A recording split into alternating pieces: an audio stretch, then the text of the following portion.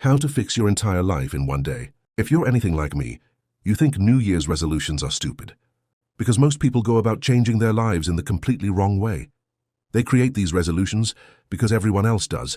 We create a superficial meaning out of status games, but they don't meet the requirements for true change, which goes a lot deeper than convincing yourself you're going to be more disciplined or productive this year. If you're one of these people, I'm not here to talk down on you. I tend to be a bit harsh in my writing. I've quit 10x more goals than I've achieved. I think that should be the case for most people, but the fact that people try to change their lives and utterly fail almost every time holds true. However, as much as I think New Year's resolutions are stupid, it's always wise to reflect on the life you hate so you can launch yourself towards something that much better, as we will discuss. So whether you want to start the business, transform your body, or take the risk toward a more meaningful life without quitting after 2 weeks, I want to share 7 ideas you probably haven't heard before on behavior change, psychology, and productivity, so you can do just that in 2026. This will be comprehensive. This isn't one of those letters that you read through and forget about. This is something you will want to bookmark, take notes on, and set aside time to think about. The protocol at the end, to dig deep into your psyche and uncover what you truly want in life, will take about a full day to complete, with effects that last far longer than that. Let's begin. So you aren't where you want to be because you aren't the person who would be there. When it comes to setting big goals, people tend to focus on one of the 2 requirements for success. 1. Changing your actions to make progress toward the goal. Least important, second order. Twice, changing who you are so that your behavior naturally follows. Most important, first order. Most people set a surface-level goal, hype themselves up to remain disciplined for the first few weeks, then go back to their old ways without much struggle, because they were trying to build a great life on a rotting foundation. If this doesn't make sense, let's run through an example. Think of somebody successful. It can be a bodybuilder with a great physique, a founder, CEO worth hundreds of millions, or a charismatic dude who can chat up a group without a shred of anxiety entering his mind. Do you think the bodybuilder has to grind to eat healthy? Does the CEO have to discipline themselves to show up and lead the team? To you, it may seem like that on the surface, but the truth is that they can't see themselves living any other way. The bodybuilder has to grind to eat unhealthily. The CEO has to force themselves to lie in bed past their alarm clock, and they hate every second of it. There is nuance here, just entertain me for a second. To some people, my own lifestyle seems a bit extreme and disciplined. To me, it's natural, and I don't say that to contrast it with any other kind of lifestyle. I simply enjoy living this way. When my mom tells me that I should take a break, go out and have some fun, I hold my tongue from telling her, if I weren't having fun, why would I be doing what I'm doing? This next sentence may sound simple, but it is baffling how many people don't get it. If you want a specific outcome in life, you must have the lifestyle that creates that outcome long before you reach it. If someone says they want to lose 30 pounds, I often don't believe them. Not because I don't think they are capable, but because there are too many times when that same person says, I can't wait until I'm done losing weight so I can start to enjoy life again. I hate to break it to you, but if you don't adopt the lifestyle that led to you losing the weight for life and find a reason with a higher gravitational pull than the one tying you to your previous ways, then you will go straight back to where you started, and you can unhappily say that you wasted the resource you will never get back. Time. When you truly change yourself, all of your habits that don't move the needle toward your goal become disgusting, because you have a deep and profound awareness of what kind of life those actions compound into. You are okay with your current standards, because you are not fully aware of what they are or what they lead to. We will discuss how to uncover this, but we need to build up to that. You say you want to change. You say you want to become financially free and get healthy, but your actions show otherwise for a reason, and it goes a lot deeper than you think. 2. You aren't where you want to be because you don't want to be there. Trust only movement. Life happens at the level of events, not of words. Trust movement. Alfred Adler. If you want to change who you are, you must understand how the mind works so that you can start to reprogram it. The first step to understanding the mind is to understand that all behavior is goal-oriented. It's teleological. When you think about it, this is kinda obvious. But when we dig into it, most people don't want to hear it. You take a step forward because you want to reach a certain location. You scratch your nose because you want to make the itch go away. Those ones are clear, but most of the time your goals are unconscious. You may not realize that when you sit on the couch in the middle of the day, you're trying to burn time before your next responsibility, as one simple example. On an even more unconscious and complex level, you pursue goals that can harm you. but you justify your actions in a way that is socially acceptable and doesn't make you seem like a loser. As an example, if you can't stop procrastinating your work, you may justify it with the fact that you lack discipline, but in reality, you are attempting to achieve a goal like you always are. In this case, that goal could be to protect yourself from the judgment that comes from finishing and sharing your work. If you say you want to quit your dead-end job, but stay in it without any real reason, you may start to think you don't have enough courage, or that you were never really a risk-taker. But the truth is that you are pursuing the goal of safety, predictability, and an excuse to not look like a failure to everyone else in your life, who sees working a dead-end job as a sign of success. The lesson here is that real change requires changing your goals. I don't mean setting some surface-level goal, because the act of doing that serves an unconscious goal that is actually harming you. That's been ran through enough in the productivity space. I mean changing your point of view, because that's what a goal is. A goal is a projection into the future that acts as a lens of perception which allows you to notice information, ideas, and resources that aid in you achieving that goal. Now let's dig a bit deeper, because if you don't understand this, it only becomes more difficult to get out. I send out letters like these 1 to 2x a week. If you don't want to miss them, join here. You can also read my book free, other letters, etc. Thus, you aren't where you want to be because you're afraid to be there. The important thing for you to remember is that it does not matter in the least how you got the idea or where it came from. You may never have met a professional hypnotist. You may never have been formally hypnotized. But if you have accepted an idea from yourself, your teachers, your parents, friends, advertisements, from any other source, and further, if you are firmly convinced that idea is true, it has the same power over you as the hypnotist's words have over the hypnotized subject. Maxwell Maltz. Here's how you've become who you are today, and how you will become who you will be tomorrow. This is the anatomy of identity. 1. You want to achieve a goal. 2. You perceive reality through the lens of that goal, so you only notice important information and ideas that allows you to achieve that goal. Learning. 4. You act toward that goal and receive feedback that you are progressing toward it. 5. You repeat that behavior until it becomes automatic and unconscious. Conditioning. Now that behavior becomes a part of who you think you are. I'm the type of person who... 7. You defend your identity to maintain psychological consistency. 8. Your identity shapes new goals, restarting the cycle, and if that identity is disadvantageous toward a good life, this gets bad very quick. The unfortunate reality is that you must break the cycle between steps 6 and 7, but this process starts when you are a child. You have the goal of survival. You are dependent on your parents to teach you how to survive. You had to conform. And since the way most people teach is through reward and punishment, unless you adopt their beliefs and values, you will be punished. You don't actually think for yourself until you see through this. But your parents have also gone through this process throughout their entire lives. That's where it can get dangerous. Your parents, unless they broke the pattern themselves, were conditioned by the culturally accepted ideas of success from the industrial age. They also carry the best and worst conditioning from their parents and their parents' parents. To take it a layer deeper, once you fulfill your physical survival needs, which is quite easy to do in today's world, you're practically born into safety, you start to survive on the conceptual or ideological level. You may not try to protect and reproduce your body, but you absolutely protect and reproduce your mind. It's not difficult to see the war of ideas on the internet, and the participants are individual and group identities. When your body feels threatened, you go into fight or flight. When your identity feels threatened, the same thing happens. If you are heavily identified with a political ideology, by the process we talked about just before, you will feel threatened when someone challenges your beliefs. You literally feel the stress. You feel emotionally like you were just slapped in the face. Since most people don't analyze their emotions for truth, you tend to get stuck in echo chambers and double down on claims that harm yourself and others. If you were raised in a religious household and did not think for yourself, you will fight and attack others who threaten your psychological safety within that little bubble. The same thing happens when you unconsciously see yourself as a lawyer, a gamer, or somebody else who would not take the actions to achieve a better life. Ivy, the life you want lies within a specific level of mind. The mind evolves through predictable stages over time. When you're born, you're like a little survival sponge that absorbs whatever beliefs you can, which are heavily dictated by your culture, so that you can feel safe and secure. And if you don't be careful, your mind may crystallize, and it may make it difficult to live a meaningful life.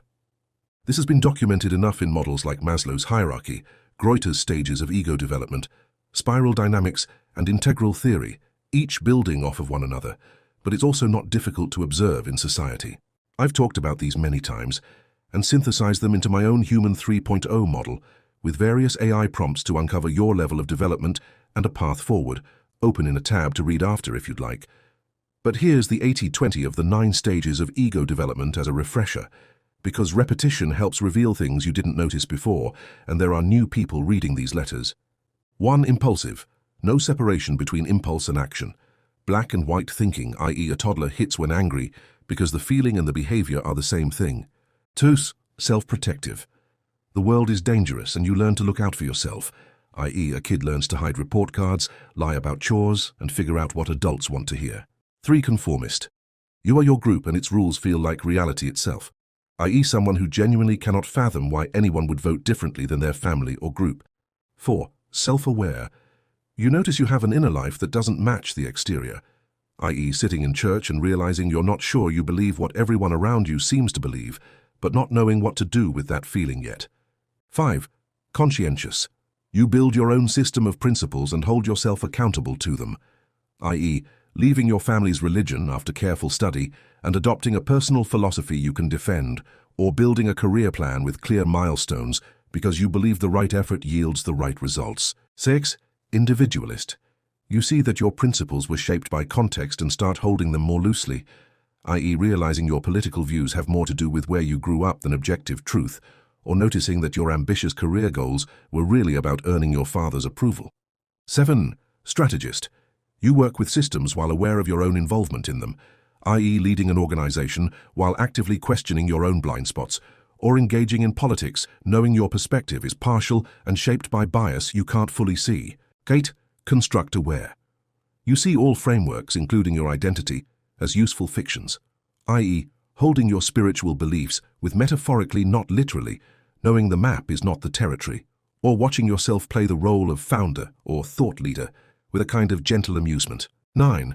Unitive. Separation between self and life dissolves, i.e. work, rest and play feel like the same thing. There's no one left who needs to become something, just presence responding to what arises. For most people reading this, I would assume you hover between 4 and 8, which is a huge gap. Those closer to 8 are reading this, are doing so to either learn something or pass time in a non-destructive way. Those closer to 4 are really looking for a change. You feel like you are meant for more, but you can't make sense of everything yet, because there's obviously a lot at play. The good thing is, it doesn't really matter what stage you are in because moving through any of them follows a pattern. V. Intelligence is the ability to get what you want out of life. The only real test of intelligence is if you get what you want out of life. Naval Ravikant. There is a formula for success. One ingredient is agency. One ingredient is opportunity, which many people like to mistake as privilege because they the other ingredients. The last ingredient is intelligence. If you have high agency but low opportunity, it doesn't matter how likely you are to act toward a goal, because it isn't a goal that will bear much fruit. If you have opportunity and agency but low intelligence, then you will never be fully able to benefit from that opportunity. First, we've talked about agency before here. In terms of opportunity, I can't tell you to change your physical location, but if you don't see the abundance of digital opportunity right in front of you, I don't know what to tell you. With that said, I want to focus on what intelligence is in the context of these 2 other ingredients and this letter. For that, we look to cybernetics. Cybernetics comes from the Greek word kybernetikos, which means to steer or good at steering. It's also known as the art of getting what you want. So if Naval's definition of intelligence is getting what you want out of life, understanding cybernetics helps you do that much faster. Cybernetics illustrates the properties of intelligent systems. To have a goal. Act toward that goal. Sense where you are. Compare it to the goal. And act again based on that feedback. You can judge intelligence based on the system's ability to iterate and persist with trial and error. A ship blown off course that corrects toward its destination. A thermostat sensing a change in heat and turning on. The pancreas excreting insulin after blood glucose spikes. What does this have to do with getting what you want out of life? Everything. Acting, sensing, comparing, and understanding the system from a meta perspective is fundamental to high intelligence, with the definition we are using here. High intelligence is the ability to iterate, persist, and understand the big picture. The mark of low intelligence is the inability to learn from your mistakes. Low intelligence people get stuck on problems rather than solving them. They hit a roadblock and quit. Like a writer who fails to build a readership and quits because they lack the ability to try new things, experiment, and figure out a process that works for them. To think that there isn't an effective process you can create is verifiably false no matter your limiting beliefs, hence being low intelligence. High intelligence is realizing any problem can be solved on a large enough timescale. The reality is that you can achieve any goal you set your mind to. Intelligence is realizing that there is a series of choices you can make which lead to achieving the goal you want.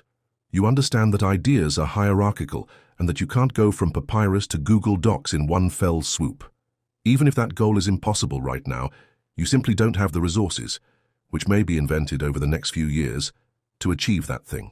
When I talk about goals, and as I will continue repeating, I'm not speaking from the typical lens of self-help, although that's a helpful lens to adopt at times. I am speaking from the lens of teleology or the Greek cosmos, that everything serves a purpose, that everything is a part of a greater whole. Goals determine how you see the world. Goals determine what you consider success or failure. You can try to enjoy the journey, but if you pursue the wrong goal, you will not enjoy it. Your mind is the operating system for reality. That system is composed of goals. For most people, those goals are assigned to them, programmed like lines of code in your psyche. Go to school, get the job, get offended, play victim, retire at 65. A known path that doesn't work. To become more intelligent, you must reject the known path. Dive into the unknown. Set new higher goals to expand your mind. Embrace the chaos and allow for growth. Study the generalized principles of nature. Thirst to become a deep generalist. I understand this may not be the traditional definition of intelligence, but that sequence of steps leads to an extraordinary level of connections in your brain, leading to what we would observe as an intelligent person. Pair that with agency, and you've got a winner. That leads us into the next section perfectly. 30. How to launch into a completely new life in one day. The best periods of my life always came after a period of getting absolutely fed up with the lack of progress I was making. How do you dig into your mind? How do you become aware of your conditioning? How do you reach profound insights and truths that change the trajectory of your life? Through the simple but often painful act of questioning, something that so few people do, and you can tell by how they speak or give their thoughts on a specific topic. Questioning is thinking, and very few people do it. I want to give you a comprehensive protocol that you can use every year to reset your life and launch into a season of intense progress. This protocol helps you ask the right questions.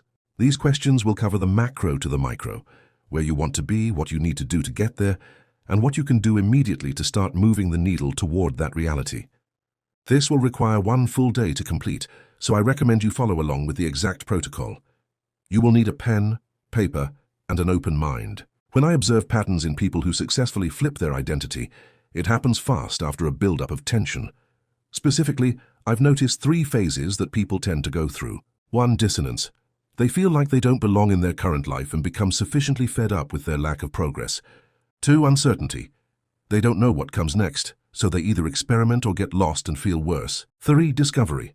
They discover what they want to pursue and make 6 years of progress in 6 months. So our goal with this protocol is to help you reach the point of dissonance, navigate through uncertainty, and discover what it truly is that you want to achieve, so much so that the clarity is overwhelming and distractions no longer hold their weight. This protocol is structured so that it can be completed in one day.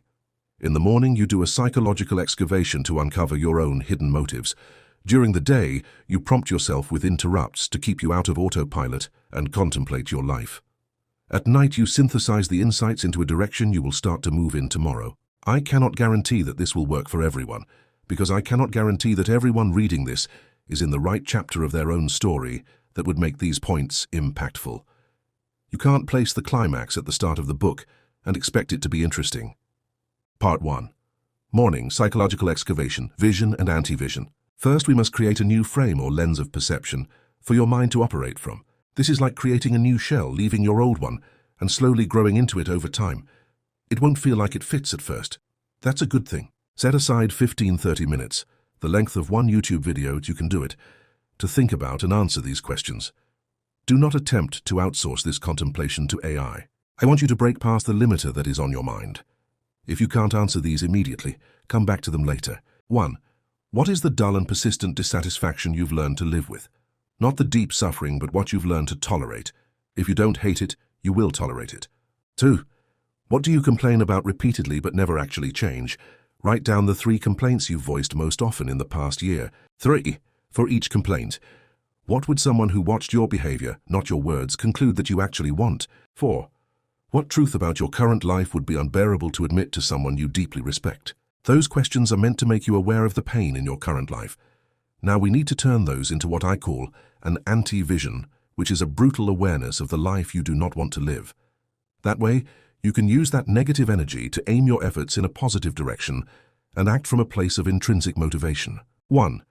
If absolutely nothing changes for the next 5 years, describe an average Tuesday. Where do you wake up? What does your body feel like? What's the first thing you think about? Who's around you? What do you do between 9 a.m. and 6 p.m.? How do you feel at 10 p.m.? 2. Now do it, but for 10 years. What have you missed? What opportunities closed? Who gave up on you? What do people say about you when you're not in the room? 3. You're at the end of your life. You lived the safe version. You never broke the pattern. What was the cost? What did you never let yourself feel, try, or become? 4. Who in your life is already living the future you just described? Someone 5, 10, 20 years ahead on the same trajectory. What do you feel when you think about becoming them? 5. What identity would you have to give up to actually change? I am the type of person who... What would it cost you socially to no longer be that person? 6. What is the most embarrassing reason you haven't changed? The one that makes you sound weak, scared, or lazy rather than reasonable. 7. If your current behavior is a form of self-protection, what exactly are you protecting and what is that protection costing you? If you answered those truthfully, and if you are in the right chapter of your life, you will feel a deep sense of dis-ease and possibly disgust for how you are currently living.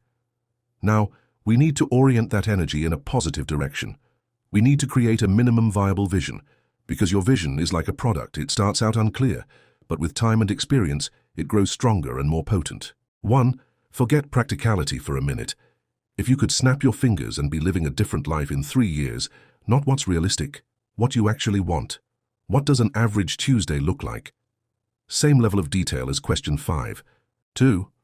What would you have to believe about yourself for that life to feel natural rather than forced? Write the identity statement. I am the type of person who... 3. What is one thing you would do this week if you were already that person? Answer all of those first thing in the morning tomorrow. Part 2. Throughout the day, interrupting autopilot, breaking unconscious patterns. These journaling exercises are cute, but we want real change. Frankly, that's not going to happen if you don't break the current unconscious patterns that are keeping you the same. Throughout the day, I want you to contemplate on everything you journaled in part 1. Beyond that, I don't want you to forget to contemplate. Please take this seriously. You aren't going to change by doing the same thing for the rest of your life. You need to consciously force a pattern break. Take the time right now to create reminders or calendar events in your phone. Include the question in the reminder or event so that you can immediately start thinking about it. The more random and non-conflicting with your schedule there are, the better. 11 a.m. What am I avoiding right now by doing what I'm doing? 1:30 p.m. If someone filmed the last 2 hours, what would they conclude I want from my life? 3:15 p.m. Am I moving toward the life I hate or the life I want? 5:00 p.m. What's the most important thing I'm pretending isn't important? 7:30 p.m. What did I do today out of identity protection rather than genuine desire? Hint, it's most things you do. 9 p.m. When did I feel most alive today? When did I feel most dead? To add a bit more fuel to the fire, schedule these questions during times where you are either commuting, walking, or lying around. What would change if I stopped needing people to see me as the identity you wrote in question 10? Where in my life am I trading aliveness for safety? What's the smallest version of the person I want to become that I could be tomorrow? Part 3, evening. Synthesizing insight, entering a season of progress. If you followed that process, I would be surprised if you didn't have at least one profound insight that could alter the course of your life. Now, we need to make those known, integrate them into who we are, and act on them to begin solidifying our journey to a new level of mind. 1. After today, what feels most true about why you've been stuck? 2. What is the actual enemy? Name it clearly. Not circumstances, not other people. The internal pattern or belief that has been running the show. 3. Write a single sentence that captures what you refuse to let your life become. This is your anti-vision compressed. It should make you feel something when you read it. 4. Write a single sentence that captures what you're building toward, knowing it will evolve. This is your vision MVP. Lastly, we need to create goals. Again, these aren't goals that you set for the sake of achievement, because goals are just projections. They are unreliable, and make you feel bound to something that will inevitably change. Instead, think of goals as a point of view, a lens that you can exchange to enter the right state of mind to perform the action that will lead away from the life you don't want. Do not worry about some kind of finish line, because as we will find, it doesn't exist.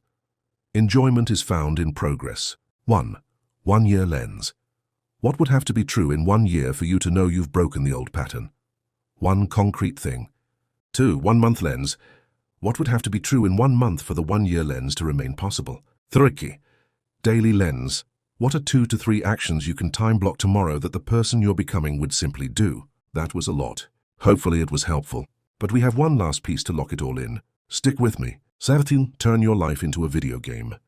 The optimal state of inner experience is one in which there is order in consciousness.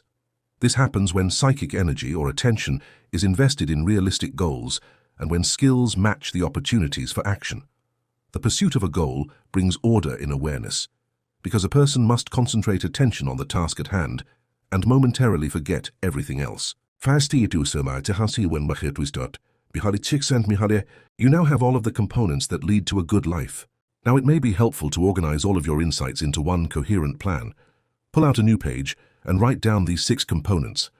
Anti-vision. What is the bane of my existence or the life I never want to experience again? Vision. What is the ideal life that I think I want and can improve as I work toward it? 1 year goal. What will my life look like in 1 year time? And is that closer to the life I want?